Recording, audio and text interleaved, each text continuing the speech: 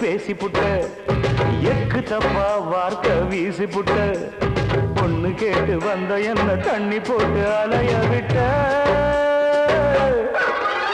கேட்டாலே ஒரு கேள்வி நெஞ்ச கிள்ளி விட்ட படுப்பா